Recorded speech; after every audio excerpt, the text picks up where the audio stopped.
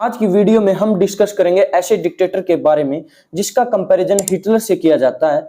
लेकिन हिटलर को तो हिस्ट्री में एक विलेन की नजरों से देखा जाता है, लेकिन सद्दाम को देखने के दो नजरिए हैं। एक वो जो इसे खूंखार, दरिंदा व रक्त पिपासु बताता है, लेकिन वहीं जनता का एक बड़ा पक्ष इसे विकसित सोच वाला, इंफ्रास्ट्रक्चर बनाने वाला, दूरगामी सोच रखने वाला, इराक को मूलभूत सुविधाएं, एजुकेशन, हॉस्पिटल, चौड़ी चौड़ी सड़कें, बड़ी बड़ी मस्जिदें, यानी द गुड डिक्टेटर बताता है। साथ ही वीडियो में बताऊंगा कि व्हाई पीपल ग्लोरीफाई हिम। अब वीडियो का टाइटल ही इसी पर है, तो ये तो बताना पड़ेगा। अब ये इसको ग्लोरीफाई क्यों करते हैं? आखिरकार तो ये था तो एक डिक्टेटर ही, और इसने लाखों लोगों की हत्या तो की थी। लेकिन हमारी जो पक्ष है वो एक इसको ग्लोरीफाई भी करता है। जैसे सिद्धू मूसेवाला ने सद्दाम हुसैन का जो वर्ड है वो भी अपने गाने में यूज किया, एक तरह से उसको ग्लोरीफाई किया, और वो गाना 27 करोड़ लोगों ने सुना है। तो आप समझ सकते हो कि 27 करोड़ लोगों ने इसके बारे में फिर जानना भी चाहेगा कि कौन था सद्दाम हुसैन। और ऐसे ही कई रील भी इसके ऊपर बना दी गई हैं, जिनके कारण अगर उन रील के कमेंट सेक्शन में जाओगे तो आपको पता चलेगा कि सद्दाम हुसैन को कई अलग अलग तरीकों से भी ग्लोरीफाई किया गया। पर ये गलत है या सही है, मैं इसके बारे में एंड में दूंगा अपना कंक्लूजन। क्या ये ऐसा, इसको सद्दाम हुसैन को ग्लोरीफाई करना क्या उचित रहेगा? सद्दाम हुसैन जिसने 3 साल में अपने लगभग 26 लीटर खून से कुरान लिखवाई, वो कैसे लाखों व्यक्तियों की हत्या करने पर आतुर हो गया? तो आज की वीडियो में हम जानेंगे सद्दाम हुसैन के राइज एंड फॉल की संपूर्ण कहानी इस वीडियो में। तो मैं अभिषेक आप सभी लोगों का आप सभी के यूट्यूब चैनल स्टडी फैक्ट पर स्वागत करता हूं। तो चलिए शुरू से शुरू करते हैं। सद्दाम हुसैन का जन्म 28 अप्रैल 1937 को तिकरीत में मौजूद गांव अल अवजा में हुआ। इनकी माता सुबा तुलाफ अल मुसल्लत ने सद्दाम हुसैन को 2 बार मारने की कोशिश की थी, क्योंकि सद्दाम के जन्म से पहले ही उसके पिता अब्दुल माजिद और उसका 12 साल का लड़का कैंसर के कारण मारा जा चुका था, जिसके कारण वो डिप्रेशन में थी, जिसकी वजह से एक बार अबॉर्शन कराने की सोची थी और दूसरी बार सुसाइड का अटेम्प्ट भी किया था, लेकिन दोनों टाइम ही अनसक्सेसफुल रही थी। तो इस प्रकार जन्म लेता है सद्दाम हुसैन अब्दुल माजिद अल तिकरिती, जिसमें सद्दाम का मतलब होता है द फाइटर हु स्टैंड्स स्टीडफास्ट, जिसका मतलब होता है जिद्दी सामना करने वाला। बताया जाता है कि सद्दाम की मां सुबह तुल्फा को जेविश फैमिली द्वारा बचाया गया था। जेविश फैमिली, ज्यूइश लोग 1947 में इराक में कुल 1,50,000 इनकी संख्या थी, और आज 2022 के अकॉर्डिंग इनकी संख्या केवल 3 रह गई है। मतलब यहूदियों ने बचाया और यहूदी की संख्या 3 रह गई। तो ये बातें सोचने की हैं। क्या ये संख्या आपको हैरान करती है? तो ऐसा ही सिमिलर जो मुस्लिम कंट्री है उसमें माइनॉरिटी के साथ ऐसा ही होता है। ज्यादातर देशों में ऐसा देखने को आया है, और ये काफी सोचने की बात है। और इस पर ये कोई इजी मैटर नहीं है, इस पे काफी लंबी वीडियो भी बनाई जा सकती है। तो काफी सीरियस मैटर है, इसको किसी अलग वीडियो में डिस्कस करेंगे, जैसे पाकिस्तान में भी हिंदुओं के साथ हुआ है। तो अब वापस लौटते हैं अपने टॉपिक पर, जहां पर हम थे सुबह तुल्फा के। सुबह तुल्फा जो सद्दाम हुसैन की मां थी, उसकी गरीब हालत होने के कारण सद्दाम हुसैन अपने मामा के पास रहने गया था। बचपन से ही उसके मामा खैरुल्लाह तुल्फा बगदाद में रहता था, जो कि कैपिटल है इराक की। खैरुल्लाह तुल्फा रिटायर्ड आर्मी ऑफिसर और तिकरित में इराकी नेशनलिस्ट पार्टी के लिए काम करते थे। लेकिन उस समय इराक की प्रो ब्रिटिश गवर्नमेंट ने सद्दाम के मामा को एंटी नेशनल गतिविधियों के कारण गिरफ्तार कर लिया, जिसके कारण सद्दाम को वापस अपनी मां की तरफ रुख करना पड़ा। सद्दाम की मां ने दूसरी शादी तब तक कर चुकी थी, और उसने दूसरी शादी की थी इब्राहिम अल हसन से, जिससे उनके 3 बच्चे हुए।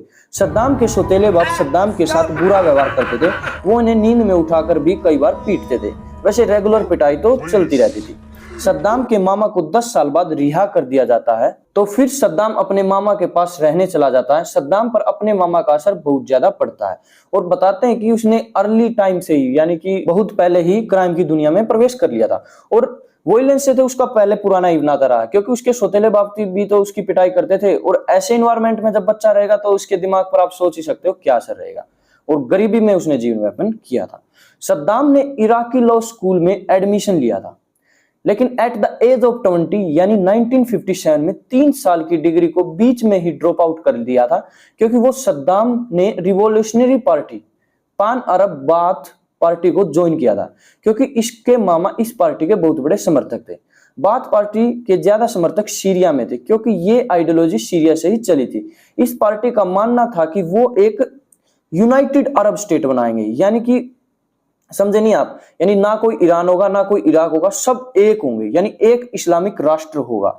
और इससे जो अमेरिका इनका मिसयूज करता है ना तेल के कारण, वो इनका मिसयूज भी नहीं कर पाएगा और इनका तेल पर भी एकाधिकार हो जाएगा। यानी कि सबको एक मिलाना इस पार्टी का मेन मकसद था। 1955 में इराक में केवल इसके 300 समर्थक थे। कई जगह ये संख्या 1000 भी लिखी गई है। अब बात करते हैं 14 जुलाई रिवॉल्यूशनरी की। जब 14 जुलाई 1958 को अब्दुल करीम कासिम ने अब्दुल सलाम आरिफ के साथ मिलकर सैन्य तख्ता पलट किया, जिसमें 25 साल से शासन कर रहे प्रो ब्रिटिश राजा फैजल द्वितीय को उसकी राजगद्दी से उखाड़कर फेंक दिया गया। 14 जुलाई रिवॉल्यूशन के बाद इराक के प्राइम मिनिस्टर बने अब्दुल करीम कासिम और commander in cheap and deputy PM बने अब्दुल सलाम आरिफ। इस दौरान अरब सोशलिस्ट बाथ पार्टी ने यूनाइटेड अरब रिपब्लिक के साथ हाथ मिलाने का फैसला किया, लेकिन पीएम अब्दुल करीम कासिम ने इनके फैसले को निरस्त कर दिया और खुद इराकी कम्युनिस्ट पार्टी से मिल गए। इस फैसले के कारण बाथ पार्टी के नेता काफी नाराज हुए और इन लोगों ने कासिम को मारने का प्लान बनाया। पर प्लान को एग्जीक्यूट करने में एक प्रॉब्लम आ रही थी, क्योंकि बाथ पार्टी में सभी जो जितने भी लोग थे ना, वे हाईली एजुकेटेड होने के कारण कोई भी अपना बलिदान देने को राजी नहीं था। तब जाकर आगे आता है, यानी फ्रंट लाइन वॉरियर बनते हैं सद्दाम हुसैन। सद्दाम हुसैन एक अपनी मंडली तैयार करते हैं और उन्हें ट्रेनिंग देते हैं कि उन्हें कैसे कासिम की हत्या करनी है। सद्दाम हुसैन प्लान बनाते हैं कि जब कासिम अल रशीद स्ट्रीट से गुजरेंगे ना, उस वक्त वो उन्हें गोलियों से भून देंगे। और वो दिन आता है 7 अक्टूबर 1959 को। और कहते हैं सद्दाम ने किया भी ऐसा, लेकिन कासिम को गोली नहीं लगी। कासिम को एक गोली उसके कंधे में लगी थी, शायद एक पैर में लगी थी, नहीं पैर में लगी थी सद्दाम हुसैन की। जी हाँ, गोली में एक गोली सद्दाम हुसैन को भी लगी थी। और इन्होंने सोचा कि कासिम मर चुका, तो वो लंगड़े सद्दाम हुसैन को लेकर उनकी जो जितने भी पार्टी थी वो वहां से निकल जाती है मौके से। और बाद में पता चलता है कि कासिम तो मरा ही नहीं। फिर जो इजिप्ट के प्राइम मिनिस्टर अब्दुल करीम कासिम थे, वे तो जिंदा बच गए थे और वो अब इनके दुश्मन हो गए थे। उसने सद्दाम हुसैन के साथियों को ढूंढ ढूंढ कर मारा, लेकिन इससे पहले वो सद्दाम को मारते वो सीरिया के रास्ते से होकर इजिप्ट भाग गया था। और यही वह समय था जब इराक को पता चला था कि सद्दाम हुसैन भी उसके देश में रहता है, यानी अब वो धीरे धीरे लोगों के सामने आने लगा था इसे असैसिनेशन के कारण। फिर सद्दाम हुसैन इजिप्ट तो चले जाते हैं। इजिप्ट के वे काहिरा में अपनी जो लॉ स्कूल की स्टडी है वो पूरी करते हैं 1962 से 63 के बीच में। इसके बाद होता है रमादान रिवॉल्यूशन या रमजान रिवॉल्यूशन या 8 फरवरी रिवॉल्यूशन। इसमें एक मिलिट्री कू होता है जिसमें 8 से 10 फरवरी के बीच में अब्दुल करीम कासिम को राजगद्दी से उठाकर फेंक दिया जाता है, यानी कि वो जो पीएम बने थे उनको पीएम की गद्दी से हटा दिया जाता है। और इनके स्थान पर जो पहले commander in cheap and deputy PM Abdul Salam Arif थे ना, उनको बनाया जाता है प्रेसिडेंट। और अहमद हसन अल बकर को प्राइम मिनिस्टर बनाया जाता है इराक का। सद्दाम इसके बाद, क्योंकि अब तो तख्ता पलट हो चुका था, वो सरकार जा चुकी थी, अब सद्दाम को फांसी होनी नहीं थी, तो सद्दाम वापिस इराक आते हैं और बगदाद लॉ स्कूल में फिर से एडमिशन लेते हैं और अपनी स्टडी को कंटिन्यू करते हैं। और इसके कुछ दिन बाद ही सद्दाम फिर से एक और असैसिनेशन करते हैं, लेकिन अब की बार वो भागते नहीं है, क्योंकि जो अहमद हसन अल बकर जो पीएम बने थे, मतलब मेन पावर इन्हीं के हाथ में थी और वो इनके रिश्तेदार थे और इन्हीं के गांव के भी थे, तिकरित के। तो अब इनको पता था मेरे को फांसी तो होगी नहीं, इसलिए ये सरेंडर कर देते हैं और करीब 2 साल जेल में रहते हैं। इससे इनका क्या होता है कि भाई इराक में एक क्रांतिकारी का जन्म होता है, क्योंकि इन्होंने पहले भी कासिम को मारने की ट्राई की थी और ये थोड़े और फेमस हो जाते हैं। और ये जेल में इन्होंने अपना टाइम पास नहीं किया, इन्होंने वहां पर पढ़ाई अपनी जारी रखी। जैसे वे नोवेल पढ़ते थे, जैसे आज तक के दुनिया के सबसे बड़े ब्रूटल डिक्टेटर, इन्होंने हिटलर की किताब वहां पर पढ़ी और साथ में नेवल की बायोग्राफी भी इन्होंने जेल में पढ़ी। इसके बाद अब आता है धीरे धीरे ये पावर कैसे लेते हैं। तो 1966 में ये डिप्टी सेक्रेटरी बनाए जाते हैं रीजनल कमांड के। सितंबर 1966 में बाथिस्ट सिक्योरिटी सर्विस शुरू करते हैं, जिसके तहत ये जितने भी अपने एंटी लोग होते हैं उनको धीरे धीरे मारने लगते हैं। यहाँ से उनका अत्याचार शुरू होता है।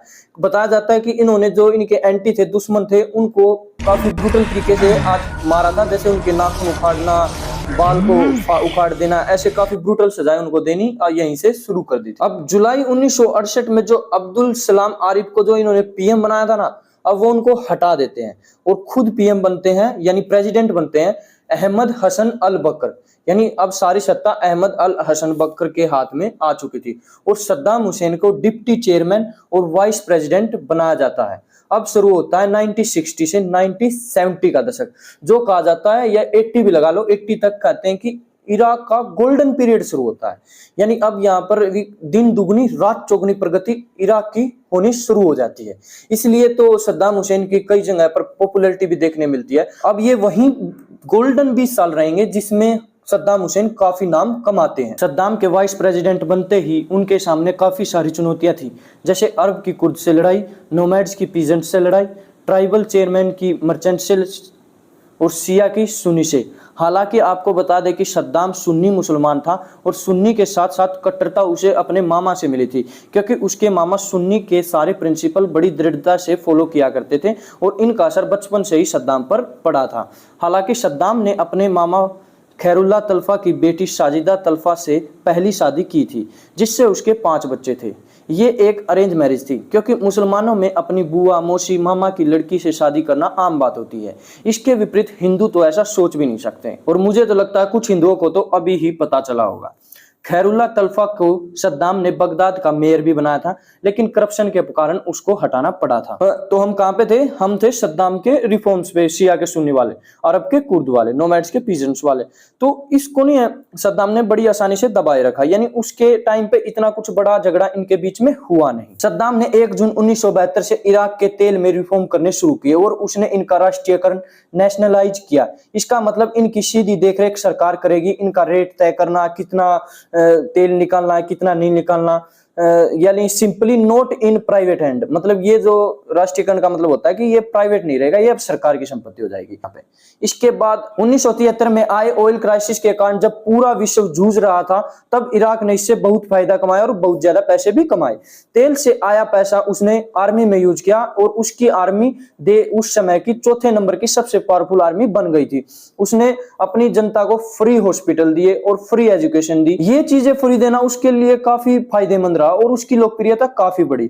आप सोच नहीं सकते कि फ्री हॉस्पिटल देना और फ्री एजुकेशन देना, एक जो ह्यूमन है उसकी कितनी बेसिक जरूरत है, अगर वो उसको प्रोवाइड हो रही है तो उसके लिए तो वो भगवान से कम नहीं होता, जिसने उसको वो चीजें प्रोवाइड की हैं। और वो प्रोवाइड करवाने वाला कौन था? वो था सद्दाम हुसैन। इतना ही नहीं, उसने आर्मी मैन के लिए भी बहुत सारी सुविधाएं उपलब्ध कराई और साथ ही चौड़ी चौड़ी सड़कें, बड़ा इंफ्रास्ट्रक्चर इराक में उपलब्ध कराया, यानी इराक की तो बल्ले बल्ले हो गई थी।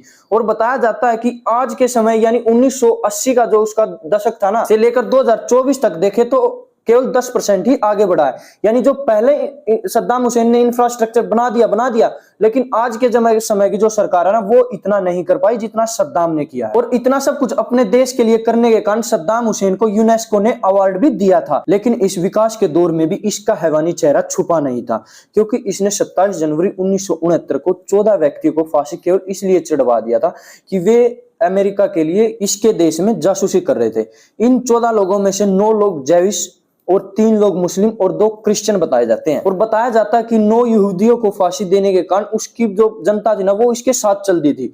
मैं कहता हूं अगर कोई भी डिक्टेटर ऐसे ही नहीं बन जाता, उसके पीछे पब्लिक का बहुत बड़ा हाथ होता है, क्योंकि किसी भी डिक्टेटर का पावर बैंक हमेशा पब्लिक ही रहती है। और कहते हैं कि जब पब्लिक परेशान होगी तो वो तानाशाह की भी तानाशाही निकालकर फेंक देगी, उसकी जड़ों को उखाड़ने में वो जरा से भी देर नहीं लगाएगी। इसलिए तानाशाह के लिए सबसे जरूरी होता है उसकी पब्लिक को खुश रखना।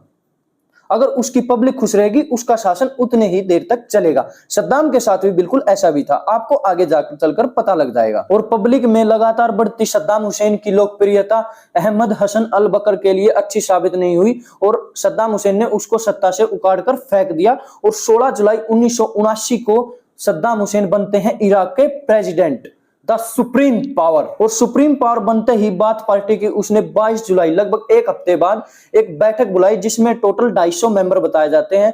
कहते हैं कि उसमें से इसने जो इसके खिलाफ षड्यंत्र कर रहे थे ना, उनको नहीं एक सिंगल व्यक्ति का नाम लेकर टोटल 68 आदमी उठाए थे, और जिसमें से बाद में 22 व्यक्तियों को केवल इसलिए मरवा दिया था कि वे इसके खिलाफ षड्यंत्र थे, यानी अल बकर को हटाने में ये इसके साथ नहीं थे। और अगस्त 1979 तक इसने अपने सभी एंटी को खत्म कर दिया था। उन्हें चाहे किसी भी तरीके से या किसी पे झूठा एलिगेशन लगाकर उन्हें फांसी चढ़वा दिया था या किसी का मर्डर करवाना है, इसने सबको खत्म कर दिया था। यानी he was the only king of Iraq. इतना ही नहीं, सद्दाम ने 1986 से 89 के बीच लगभग 1,82,000 कुर्द लोगों को मरवाया था, डायरेक्ट या इनडायरेक्ट तरीके से। और इससे भयभीत होकर लगभग 3 लाख कुर्दिश लोग ईरान की तरफ पलायन कर गए थे। अब इतना सब करने के बाद सद्दाम अपनी सिक्योरिटी पर भी काफी खर्च करता था। उसके पास 6 के करीब बॉडी डबल थे, जिन्हें उसको सद्दाम को लगता था कि यहाँ उसको ज्यादा खतरा है। उस प्रोग्राम पे वे उन बॉडी डबल्स को भेजता था और काफी बार उन बॉडी डबल्स पर हमले भी हो चुके थे। इराक में सद्दाम के टोटल 20 आलीशान हवेलियां थी और बताया जाता है कि प्रत्येक की डेली की दिनचर्या और चहल पहल सेम होती थी, जिससे ये ना पता चले कि सद्दाम एक्चुअली किस हाउस में रुका हुआ है। और उसके हर समय उसका खाना जरूर बनता था, चाहे वो उस हाउस में रहे या ना रहे। उसके पास लग्जरी कार्स थी और उसके हर हवेली में स्विमिंग पूल होना जरूरी था, क्योंकि उसे तैराकी का बहुत शौक था और उसकी पीठ में दर्द बताते थे, डिस्क का दर्द था, और कहते थे कि स्विमिंग से उसको आराम मिलता है। सद्दाम से जितने भी बड़े लोग या तक आर्मी के जनरल हैं, वे भी अगर उससे मिलने आएंगे तो उनकी प्रॉपर चेकिंग होगी, उनके कपड़े उतारकर चेक किया जाएगा कि उन्होंने कुछ वेपन तो नहीं छुपा हुआ है, और उनके जो कपड़े हैं उनको साफ किया जाएगा, उनको आयरन किया जाएगा और फिर कहीं जाके वे सद्दाम से मिल पाएंगे। और सद्दाम अपने ड्रेसिंग स्टाइल पर प्रॉपर ध्यान देते थे। वे जो इराकी ट्रेडिशनल क्लोथ थे वे कम पहनते थे और कोट पैंट ज्यादा पहनते थे, अपने आप को स्टाइलिश दिखाने के लिए। और उनकी कहीं पर भी 3 या 4 सेकंड से ज्यादा कोई वीडियो क्लिप आपको दिखेगी नहीं, क्योंकि वो अपने आप को एक वेल मेंटेन मैन यानी जेंटलमैन की भूमिका में सब यानी वर्ल्ड को दिखाना चाहते थे। अब समय आता है 1979 खाड़ी देशों में युद्ध की स्थिति बनी हुई थी। क्यों बनी हुई थी? क्योंकि इस्लामिक रिवॉल्यूशन ईरान में हो चुका था। वहां पर 25 साल से जो राजा था मोहम्मद रियाजा पहलवी को राजगद्दी से डिथ्रोन कर दिया गया था। वहां पर नई सरकार बनी थी ईरान इस्लामिक रिपब्लिक की, आयतुल्ला रूहुल्लाह खुमैनी की। अब इससे जो इस्लामिक रेवोल्यूशन हुआ था उससे सऊदी अरब, कुवैत और ये जितने भी खाड़ी देश थे वे काफी डर गए थे और वो नहीं चाहते थे कि यहाँ पे ये रिवॉल्यूशन हो। और इससे सबसे ज्यादा खतरा हुआ था इराक को। इराक को सबसे ज्यादा खतरा क्यों था? इसके लिए आपको डेमोग्राफी पर ध्यान देना होगा। इराक में जो शिया हैं वे बहुसंख्यक है, उनकी संख्या 55 से 60% है आज के अनुसार, और सुन्नी 35 से 40% है। और ईरान में शिया है वे 90 से 95% है और सुन्नी 5 से 10% है, यानी दोनों इलाकों में सुन्नी अल्पसंख्यक है। और जो इराक में जो पावर थी वो सुन्नी मुसलमानों के हाथ में थी, यानी सुन्नी जो अल्पसंख्यक थे वे वहां पर राज किए थे। सद्दाम हुसैन खुद भी एक सुन्नी मुसलमान था और बताते हैं कि युद्ध शुरू करने से पहले उसने जो शिया के जो बड़े नेता थे उनको मरवा दिया था, क्योंकि अगर इराक ने ईरान पर हमला किया तो शिया के जो मुसलमान है ये 55 से 60% वो विद्रोह कर सकते हैं और यहाँ पे भी रिवॉल्यूशन ला सकते हैं, यानी कि इस्लामिक रिवॉल्यूशन इराक में भी आ सकता है। इसी के डर से हमला हुआ था इराक पर। इराक के ईरान पर हमला करने की सबसे बड़ी वजह थी कुवैत और सऊदी अरब, क्योंकि वे सद्दाम हुसैन को उकसा रहे थे। और सद्दाम हुसैन खुद भी सोच रहा था, क्योंकि उस टाइम पे वे 4th नंबर की पावरफुल मिलिट्री थी और वे सोच रहे थे कि जो आयतुल्ला रूहुल्लाह खुमानी है उसकी नई सरकार वो इतने पावरफुल नहीं होंगे, पर वो भूल गए थे उनके पीछे उनकी जनता का हाथ है। और साथ ही सद्दाम को लगता था कि जो उसने 1975 में अल्जीरिया समझौता किया था ईरान के साथ, उसमें जो जमीन उसने ईरान को दी थी उसे भी वो वापस हथिया सकता है। तो इसी गलतफहमी और नासमझी के कारण सद्दाम हुसैन ने ईरान पर 22 सितंबर 1980 को हमला कर दिया, और जो इसके करियर की सबसे बड़ी भूल साबित भी हुई आगे चलकर। युद्ध में ईरान और इराक के लाखों सैनिक मारे गए और युद्ध बेपरिणाम रहा, यानी किसी ने भी किसी की एक भी इंच नहीं हथिया पाया। बल्कि सद्दाम हुसैन ने सोची थी कि वो कुछ ही दिनों में ईरान को हरा देगा, पर आयतुल्ला रूहुल्लाह खुमानी की एक कॉल के कारण उसके देश के लोग ही उसके पीछे खड़े हो गए, जिसके कारण आर्मी ने कभी भी सरेंडर नहीं किया और उनका मनोबल हमेशा ऊपर रहा। और इसी वजह से युद्ध बेनतीजा रहा, जिसके कारण सद्दाम हुसैन पर काफी बिलियन का कर्जा हुआ और 20 अगस्त 1988 को युद्ध बिना किसी परिणाम के समाप्त हो गया। इस युद्ध की आड़ में सद्दाम ने मास जिनोसाइड करना नहीं छोड़ा। युद्ध में जीत न हासिल होने के कारण चिड़ा हुआ सद्दाम ने 16 मार्च 1988 को कुर्दिश लोगों पर गैस से हमला किया, जिसमें डायरेक्ट रूप से 10,000 लोगों की जान गई थी और कितने बाद में बीमारी से मरे होंगे और न जाने कि कितने अपाहिज और गंभीर रूप से घायल हुए होंगे। और फिर यूएनओ के पूछने पर सद्दाम ने बताया कि ये सब लोग इराक की जासूसी कर रहे थे। Can you imagine how brutally Saddam killing people? I say to you, please imagine. You suddenly got goosebumps and these goosebumps definitely and I am sure turn into tears. इतना ही नहीं, सद्दाम ने जब वॉर के टाइम में Iraqi base Kurdish democratic party ने Iran के साथ हाथ मिलाया था, तब इसके लीडर मोसाद बुर्रानी को पनिश करने के लिए 5,000 लोगों को मौत के घाट उतारा था, जिसमें बच्चे भी शामिल थे। और अपने असैसिनेशन के केवल शक में ही 100 से अधिक व्यक्तियों को फांसी दे दी थी। पर वो कहते हैं ना, कुदरत किसी को माफ नहीं करती। वो सद्दाम को इसी जन्म में नरक दिखाने के लिए बेस तो ईरान इराक के युद्ध से ही तैयार कर चुकी थी। क्या सद्दाम को नहीं पता था कि एक शासन का जो जीवन काल है वो कछुए की तरह लंबा हो सकता है, लेकिन हनुमान जी की तरह अमर कभी नहीं हो सकता। इस युद्ध के खत्म हो जाने पर इराक पर बिलियंस ऑफ डॉलर का कर्जा हो चुका था, जो ज्यादातर कर्जा इसने सऊदी अरब और कुवैत से लिया था। युद्ध से पहले सऊदी अरब और कुवैत इसके दोस्त थे, लेकिन फिर कर्जा मांगने पर ये इराक के दुश्मन हो गए। सद्दाम ने सोचा कि कुवैत तो अपना दोस्त है, क्यों ना जो तेल है उसके प्राइस को मैनिपुलेट किया जाए। वो चाहता था कि कुवैत अपने जो प्राइस है उनको बढ़ा दे, जितने भी खाड़ी देश हैं वे सारे अपने जो ऑयल प्राइस है उनको बढ़ा दे, जिससे कि ये एक अच्छा खासा मुनाफा इराक कमा पाए, क्योंकि ये प्राइस को बढ़ा देंगे और ये घटा देंगे, जिससे ये कर्जा आसानी से उतार पाएगा। लेकिन कुवैत ने इसकी एक भी बात नहीं मानी। सद्दाम ने पहले सऊदी अरब और कुवैत से गुहार लगाई कि वे इसके कर्जे को माफ कर दे, लेकिन ये शर्त भी सऊदी अरब और कुवैत ने नहीं मानी। बताया जाता है कि धीरे धीरे इनकी दोस्ती दुश्मनी में बदलने लगी। फिर क्या था, इराक कुवैत से चिढ़ने लग गया और उसने बताया कि कुवैत तो मेरा ही हिस्सा है, क्योंकि ओटोमन साम्राज्य के अंदर वे सभी एक ही देश में आते थे। तो इस तरह उसने कुवैत पर कब्जा करने की अपनी डिमांड पहली बार पेश की थी। और एक कारण बताया जाता है कि कुवैत के आमिर ने इराक की महिलाओं के बारे में बुरी टिप्पणी की थी। उन्होंने कहा था कि इराक की महिलाओं को कुवैत के बाजार में $10 में बेचा जाना चाहिए। लेकिन बताया जाता है कि सद्दाम को यह बात बिल्कुल भी रास नहीं आई और कहते हैं कि इराक अपनी इज्जत के लिए कुछ भी कर सकता है। और ये बातें सुनकर सद्दाम ने अपने पैरों पर खुद ही कुल्हाड़ी 2 अगस्त 1990 को रात के 2:12 मार ली, क्योंकि इस दिन और इसी समय उसने कुवैत पर हमला किया था। अपने 1 लाख की सेना और हजारों टैंकों के साथ उसने कुवैत पर हमला बोल दिया था। और कहते हैं कि कुवैत की 16,000 की छोटी सी सेना थोड़ा सा भी रिटेलिएशन इसके प्रति नहीं कर पाई और उसने 12 घंटे के अंदर ही पार्लियामेंट पर कब्जा कर लिया और कुवैत ने एक तरह से सरेंडर कर दिया। कुवैत पे हमला करने से उसने $1 बिलियन कुवैत से लूट भी लिए थे। कुवैत के आमिर किंग जबर अल अहमद अल जबर अल सफा 12 घंटे का जो उसने टाइम मिला था उसमें भागने में कामयाब रहा था, वो सऊदी अरब भाग गया था। लेकिन उसका छोटा भाई फहद अल अहमद अल जबर अल शबा, कहा जाता है कि इसका सौतेला भाई है, को पकड़ा गया था और जो इराकी आर्मी थी उसने इनको देखते ही मार दिया था और दसमन पैलेस के आगे लटका दिया था। और यहीं से शुरू होती है फर्स्ट गल्फ वॉर की, यानी प्रथम खाड़ी युद्ध। यहीं से इसी इंसिडेंट से प्रारंभ होता है। सद्दाम हुसैन कुवैत का गवर्नर अपने छोटे भाई अली हसन अल माजिद को बनाता है। इतने बड़े युद्ध, यानी यार पूरा एक देश का देश कब्जा लिया कुवैत, वे भी 12 घंटे के अंदर।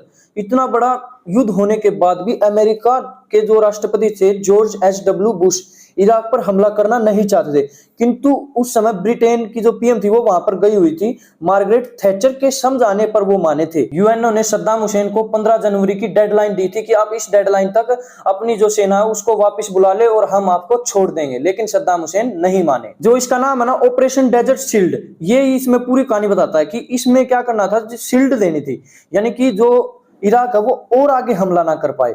जैसे अब उसने कुवैत पे हमला कर दिया था, अगला हमला वो सऊदी अरब पर कर सकता था। इसलिए जितनी भी सेना थी ना, वो सारी यूएनओ की पीस सेना थी, वो सारी सऊदी अरब में इकट्ठा हो गई थी। कहते हैं कि 15 अगस्त तक लगभग 1 लाख से ज्यादा ट्रूप अब एयरलिफ्ट करके सऊदी अरब में पहुंचा दिए गए थे। कुल 35 से अधिक देशों की कोएलिशन फोर्स यहाँ पर इकट्ठी हुई थी, जिसको लीड किया था यूएसए ने। फिर यूएनओ के द्वारा सद्दाम हुसैन को दी गई आखिरी तारीख, यानी कि डेडलाइन 15 जनवरी भी खत्म हो जाती है, लेकिन सद्दाम नहीं मानते हैं। तो 17 जनवरी 1991 को ऑपरेशन डेजर्ट स्टॉर्म लॉन्च किया जाता है। जैसा इसका नाम था कि तूफान, वैसे ही इस सेना ने भी काम किया। अपनी पूरी ताकत के एक साथ लगाकर इसने इराक पर हमला किया और इराक को आखिरकार 28 फरवरी 1991 को अपनी सेना वापस इराक में लेके जानी पड़ती है। हालांकि जो ये टॉपिक है फर्स्ट गल्फ वॉर, इस पे एक स्पेशल वीडियो भी बन सकती है, लेकिन जितना इस वीडियो के लिए जरूरी है उतना ही मैं बता देता हूं कि इसको मॉडर्न कहते हैं कि ये पहला मॉडर्न वॉर था, क्योंकि इसको जो जितना भी तबाही हुई थी उसको टेलीविजन पर दिखाया गया था, इसलिए इसको टीवी वॉर भी कही जाती है। अमेरिका की सबसे बड़ी गलती इस युद्ध में ये रही कि उसने सद्दाम हुसैन को जिंदा छोड़ दिया और उसे और 12 साल इराक पर राज करने के मिले। अमेरिका ने सोचा था कि सद्दाम हुसैन उसके आगे अब झुक जाएगा, लेकिन सद्दाम हुसैन अमेरिका के आगे कभी नहीं झुका। इससे अमेरिका बहुत ज्यादा चिढ़ गया। वो सोचता था कि अब वो तेल के जो प्राइस है उसको अपने तरीके से मैनिपुलेट कर पाएगा, लेकिन सद्दाम ने घुटने नहीं टेके, जिसके कारण अमेरिका को एक तरह से वॉर में काफी लॉस हुआ। और बताते हैं कि सद्दाम पर वे झूठे झूठे एलिगेशन लगा रहे थे, जैसे कि सद्दाम मास डिस्ट्रक्शन के हथियार बना रहा है। और जब second gulf war, the Iraq war हुई 2003 से 2011 के बीच, 2011 से तो हमें कोई लेना देना है नहीं, लेकिन 2003 से 2006 तक हमें लेना देना है। जब 2003 में सेकंड गल्फ वॉर शुरू हुई और अमेरिका ने फिर से इराक पर मास डिस्ट्रक्शन किया, यानी कि गोला बारूद उस पर छोड़े, तो बताते हैं कि उसके पास कोई भी, जो कहते हैं ना कि सद्दाम पे एलिगेशन था कि वो मास डिस्ट्रक्शन के हथियार बना रहा था, लेकिन उसकी सेना को भी उसका पूरा इराक तहस नहस करने के बाद भी कुछ नहीं मिला। वो कहते हैं ना कि आज के समय में सबसे बड़ा एनिमी तो एक ही है, वो है अमेरिका, वो है war enemy. War enemy America क्यों है, इसके पीछे भी बहुत सारे उदाहरण है। जैसे अफगानिस्तान का उदाहरण है, अफगानिस्तान को इसने पूरा तबाह कर दिया और अंत में क्या मिली, हार। और वियतनाम का भी वॉर आप सब लोगों को पता होगा। ये तो एक तरह से बिजनेसमैन लगा लो, इसको तो सिर्फ अपने हथियार बेचने, इसलिए कहते हैं कि अमेरिका की ना दोस्ती अच्छी ना उसकी दुश्मनी अच्छी। सद्दाम हुसैन को काफी सारी खोजबीन के बाद आखिरकार 13 दिसंबर 2003 को एक बंकर में पकड़ा गया। वो अल तकरीत अपने गांव में ही छिपा हुआ था। कहते हैं कि उस समय वो बहुत बुरी हालात में था, उसने ना अपनी दाढ़ी भी नहीं बनाई थी। जो इतना वेल मेंटेन जेंटलमैन था, उसको इतनी बुरी हालात में देखना एक वाकई सब लोगों के लिए हतप्रभ था जो उसके फेवर में रहते थे। और 30 दिसंबर 2006 को सद्दाम हुसैन को फांसी दे दी गई। कहते हैं कि सद्दाम हुसैन को रमजान के दिन फांसी दी गई थी, और ये भी कहते हैं कि ये बहुत बड़ा प्रश्न है कि उनको खुले में क्यों फांसी दी गई और एक रमजान के दिन ही क्यों फांसी दी गई, ये भी सबसे बड़े प्रश्न बनते हैं। सद्दाम ने आखिरी इच्छा जाहिर करते हुए बताया था कि वो एक आर्मी मैन है, वो चाहता है कि उसे गोली मारकर मौत दी जाए, ना कि फांसी लगाकर। लेकिन ये बात उसकी नहीं मानी। फिर उसने कहा कि मेरे को कम से कम कपड़ा तो मत डालो, मैं खुली आंखों से फांसी लेना चाहता हूं। तो कहते हैं कि उसके जल्लाद ने काला कपड़ा पहना था, लेकिन सद्दाम ने काला कपड़ा नहीं पहना था। तो इस प्रकार ये पहला आदमी है जिसको काला कपड़ा डालकर फांसी नहीं दी गई थी ऑन सरकारी रिकॉर्ड। बताते हैं कि जब सद्दाम हुसैन को फांसी दी जा रही थी तो उसके जो रखवाली में 12 सुपर 12 सैनिक थे, वे कहते हैं कि उनकी आंखों से आंसू आ गए थे। वे एक तरह से, क्योंकि वे 2003 से 2006 के आसपास वे 12 ही आदमी थे जो उसकी रक्षा कर रहे थे, मतलब एक स्पेशल टाइम पीरियड के लिए। तो उनका लगाव सद्दाम के साथ काफी ज्यादा हो गया था और वे उन्हें एक तरह से दादा की भूमिका में देखने लग गए थे, इसलिए कहते हैं कि वो आखिर में रोने लग गए थे। आज की वीडियो में इतना ही। इसके आगे कवर करने के लिए पार्ट 2 आएगा, क्योंकि सद्दाम हुसैन इतना छोटा टॉपिक नहीं है। अभी तो इसको फांसी दी थी तो सैनिक क्यों रोने लग गई थी, ये बताना भी तो बाकी है। क्या सच में ये इतने प्रभावशाली थे और क्रूर भी थे? क्योंकि कोई इनके घर में पिक्चर उल्टी टांग देता था तो उस पे, अरे इसके लिए पार्ट 2 है, क्योंकि उल्टी टांगने पर उनको पनिशमेंट मिलती थी। और पनिशमेंट क्या थी, इसके लिए पार्ट 2 के लिए वेट कीजिए। साथ ही अमेरिका के साथ इसका क्या रोल था, क्या अमेरिका सभी के साथ ऐसा करता है, यानी वो सभी के को सिर्फ अपने फायदे के लिए दोस्त बनाता है? तो इसके लिए भी मैं इस पे भी स्पेशल बताऊंगा आपको पार्ट 2 में। साथ ही सद्दाम हुसैन के कई किस्से हैं, जैसे उनको जज ने फांसी की सजा दी और वो हंस रहे थे, और बताते हैं कि जब वो फांसी पे टंगे ना तो सिर्फ उनको इस चीज का डर था कि वो कांपे ना, क्योंकि उस टाइम ठंड का मौसम था और उनकी पब्लिक को लगे, जो उसके चाहने वाले थे, कि देखो सद्दाम हुसैन मौत के डर से कांप रहा है। तो उसके लिए उसने क्या प्रबंध किए, ये बताना भी बाकी है। और why people glorifying Saddam Hussain, अब ग्लोरीफाई क्यों कर रहे थे सद्दाम हुसैन को, तो ये वाला आप वीडियो से समझ गए होंगे। और मैंने बताया कि वो डिक्टेटर भी थे, तो एक तरह से मेरा पॉइंट ऑफ व्यू बताना बाकी है कि क्या डिक्टेटर के लिए ग्लोरीफाइंग करना जरूरी है, तो इसके लिए भी पार्ट 2 आपको देखना पड़ेगा। और हाँ, मेन कारण ये नहीं है कि वीडियो लंबी हो रही थी, मेन कारण ये है सिर्फ मैं वीडियो एडिटिंग करता हूँ, काइन मास्टर में करता हूँ, और मेरा फोन अभी इतना बड़ा नहीं है कि मैं हाई लेवल की भी एडिटिंग कर पाऊँ, क्योंकि ये एक तरह से मेरी पिछले वाली जो वीडियो थी ना, उसमें मैंने काफी हाई लेवल की एडिटिंग कर दी थी और काइन मास्टर ने मेरी फोन की गैलरी में ही नहीं सेव हो रही थी वो, इसलिए मैंने उस पर पहले अपनी वीडियो को रिकॉर्डिंग किया स्क्रीन रिकॉर्डिंग से, फिर दोबारा काइन मास्टर में ले गया, काफी सीन काटने पड़े, एक तरह से वीडियो को छोटा करना पड़ा। तो इसमें भी मैं सोचता हूँ कि ज्यादा बड़ी लंबी कर दी और ज्यादा एडिटिंग कर दी तो शायद वही प्रॉब्लम आ जाए, तो वही प्रॉब्लम आ जाएगी तो फिर पूरी मेहनत पर पानी फिरता है। ये मेरे को तो अच्छा नहीं लगता, क्योंकि दोबारा बनाओ फिर ये वाकई में परेशान करने वाला सबक रहता है मेरे लिए भी और आपके लिए भी। इसलिए मैं चाहूंगा कि इसको 2 पार्ट में ही बनाना ठीक रहेगा। तो बस आपका ज्यादा टाइम नहीं लेता हूं और मैं वीडियो को यहीं पर एंड करता हूं। लाइक शेयर सब्सक्राइब करना हो तो कर दीजिएगा, वरना आपकी इच्छा। ओके, बाय बाय, मिलते हैं किसी नई वीडियो में। इसका पार्ट 2 जरूर आएगा, उसके लिए कमेंट बॉक्स में जरूर लिख देना। Thank you, bye.